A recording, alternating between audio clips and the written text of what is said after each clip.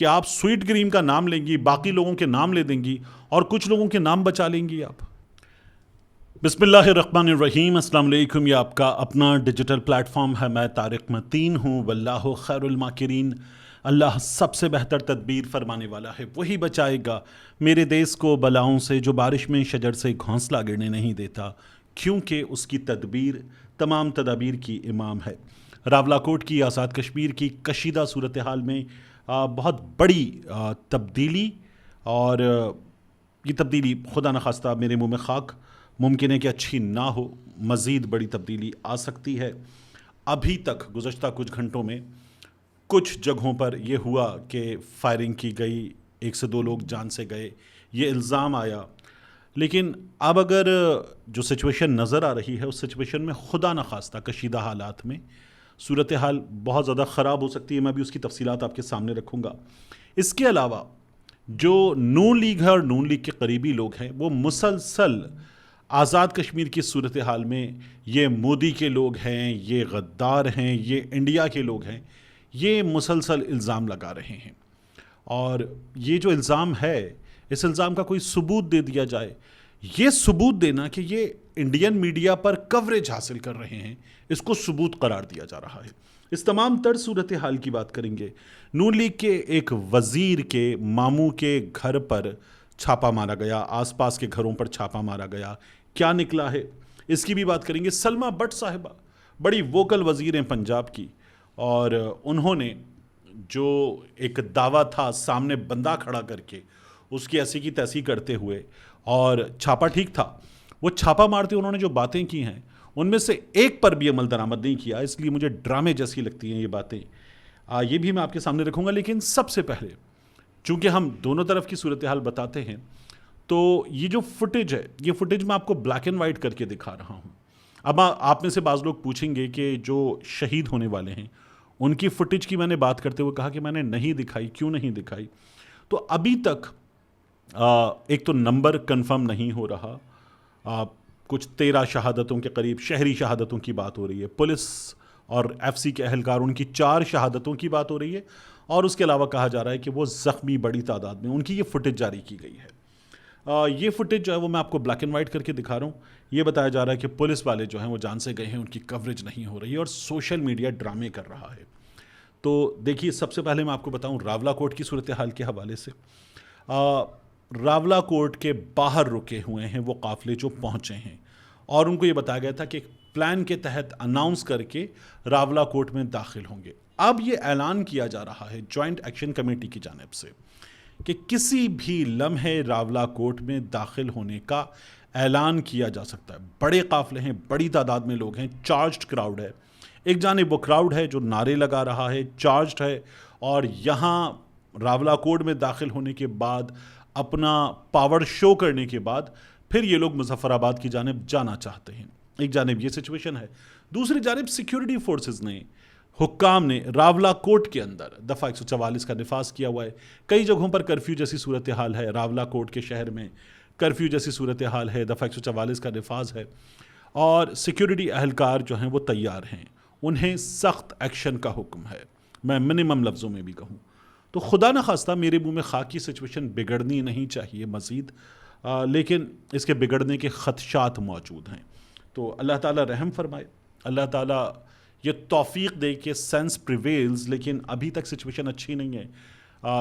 بعض جگہوں پر یہ بات سننے میں آئی کہ فیصل ممتاز راٹھوڑ صاحب کا استعفیٰ ڈیمانڈ کیا گیا ہے. چونکہ جوائنٹ عوامی ایکشن کمیٹی کے کچھ لوگ منظر عام پر ہیں، کچھ منظر عام پر نہیں ہیں. ان کے بیانات میں نے کہیں دیکھا نہیں. جوائنٹ ایکشن کمیٹی کے ٹویٹر ہینڈل پر جہاں سے خبریں آ رہی ہیں میں نے دیکھا نہیں کہ فیصل ممتاز راٹھوڑ کا استعفیٰ ڈیمانڈ کیا گیا ہو. لیکن یہ بات کی جا رہی ہے کہ ان کا استعفیٰ ڈیمانڈ کیا گیا ہے. ان سے صحافیوں نے سوال کیا کہ کیا آپ استعفیٰ دینے کو تیار ہیں؟ تو انہوں نے کہا کہ کیا میرے استعفے سے صورتحال ٹھیک ہو جائے گی؟ یہ انہوں نے پوچھا، اور انہوں نے کہا اور اگر اور خراب ہو گئی تو انہوں نے استعفیٰ دینے سے انکار کر دیا ہے. یہاں میں ایک اور چیز دیکھ رہا تھا کہ نون لیگ والے جو ہیں وہ مسلسل الزام لگا رہے ہیں کہ یہ مودی والے ہیں، یہ بھارتی ہیں، یہ غدار ہیں، ان کی ڈوریں انڈیا کے لوگ ہلا رہے ہیں. یہ بات مسلسل چل رہی تھی. ان حالات میں آپ دیکھیے کہ ابصار عالم صاحب جو ہیں وہ اسی طرح کی باتیں کر رہے تھے. ندیم افضل چند صاحب نے آ کر ان کو جواب دیا، اور چند صاحب جو ہیں، ندیم افضل چند صاحب جواب دیتے ہوئے ابصار عالم کو کہتے ہیں کہ غیر ذمہ دارانہ بیان وفاقی وزراء دیں، یعنی نون لیگ کے وزراء ہیں، اور ذمہ دار پیپلز پارٹی۔ واہ، ابصار صاحب نے چند مہینے پہلے بھی آزاد کشمیر کی صورتحال کا الزام کسی پر لگایا تھا، ان کی نظر میں صرف مسلم لیگ نواز بری۔ یہ چند صاحب نے لکھا ہے کہ ٹھیک ہے تو بس مسلم لیگ نواز ٹھیک ہے اور کچھ ٹھیک نہیں ہے، یہ بات وہ کر رہے ہیں۔ جوائنٹ عوامی ایکشن کمیٹی والے کہتے ہیں کہ شہداء کے خون سے لکھی گئی داستانیں کبھی نہیں مرتیں، اگر ایک شہید 70 افراد کی شفاعت کرے گا تو کشمیری شہداء کے طفیل جنت کے دروازوں پر ایک الگ جموں کشمیر آباد نظر آئے گا۔ وہ یہ کہتے ہیں کہ ہمارے اتنے لوگ جان سے گئے ہیں، یہ اب ان کا ایکچول نمبر نہ دیتے ہوئے بھی ایک عدد اعلان ہے۔ اللہ کرے یہ صورتحال سنبھل جائے، اگر مذاکرات کہیں کسی جگہ دوبارہ شروع ہونے کی صدا ہے تو اس پہ عمل کیا جائے، بات کی جائے، اور ان لوگوں سے بیٹھ کر بات کی جائے۔ پہلے بھی کی گئی ہے، جب ایران اور امریکہ بات کر سکتے ہیں، ہم طالبان سے بات کر سکتے ہیں، جب اسرائیل سے بات ہو سکتی ہے، تو پھر کیوں نہیں ممکن، لبنان اسرائیل بات نہیں کر رہے، تو پھر کیوں نہیں ممکن کہ ان لوگوں سے جن سے بار بار بات ہوئی ہے، ان سے بات کر لی جائے، ان کو غدار قرار دینا بند کر دیا جائے۔ تو یہ سلسلہ بند ہونا چاہیے۔ اس کے بعد نون لیگی وزیر کے رشتہ دار کے گھر چھاپے کا معاملہ۔ پنجاب میں ایک ہمارے ہاں اے این ایف ہے، ایک پنجاب میں کاؤنٹر نارکوٹکس فورس بنائی گئی تھی، اس نے سرحدی علاقے میں باٹا پور کے نزدیک ایک گاؤں پہ، یاسین گاؤں ہے، وہاں چھاپا مارا، اور صوبائی وزیر برائے سوشل ویلفیئر اور بیت المال سہیل شوکت بٹ کے ماموں کے گھر پر کاؤنٹر نارکوٹکس فورس نے کارروائی کی۔ چھاپے کے دوران صوبائی وزیر سہیل شوکت بٹ اور کاؤنٹر نارکوٹکس فورس کے اہلکاروں کے درمیان تلخ کلامی ہوئی، مزاحمت ہوئی۔ سہیل شوکت بٹ صاحب کو پتہ چلا، کیونکہ 4-5 گھنٹے کی کارروائی تھی، تو سہیل صاحب بھی پہنچ گئے۔ اب اس کی ویڈیو بھی منظر عام پر آ گئی، یہ ویڈیو جو آپ دیکھ رہے ہیں یہ اس کی ویڈیو ہے۔ کاؤنٹر نارکوٹکس فورس کو کارروائی کی خفیہ اطلاع تھی کہ علاقے میں منشیات کا بڑے پیمانے پر کاروبار ہوتا ہے۔ آپ نے شاہد کپور کی فلم دیکھی ہے اڑتا پنجاب، اس میں یہ الزام تھا کہ دیہات میں یہ منشیات کا کاروبار ہوتا ہے۔ ہمارے یہاں بھی یہ کہا جاتا ہے کہ بھارت سے ہمارے ہاں اسمگلنگ ہوتی ہے، اور ان کا یہ کہنا ہے کہ ہمارے ہاں ایسے افراد ہیں جو وہاں اسمگلنگ کرتے ہیں، ڈرون کا استعمال کرتے ہیں، تھرو کرتے ہیں سیدھا سیدھا، یہ ہے۔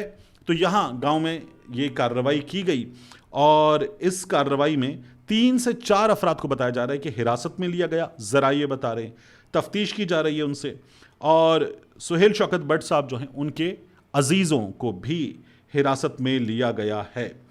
اب سرچ آپریشن کیا گیا، بھاری نفری موجود تھی، اور مبینہ منشیات نیٹ ورک کے خلاف حساس مقامات کی تلاشی لی گئی، اور کارروائی کو قانون کے مطابق قرار دیا گیا کاؤنٹر نارکوٹکس فورس کی جانب سے۔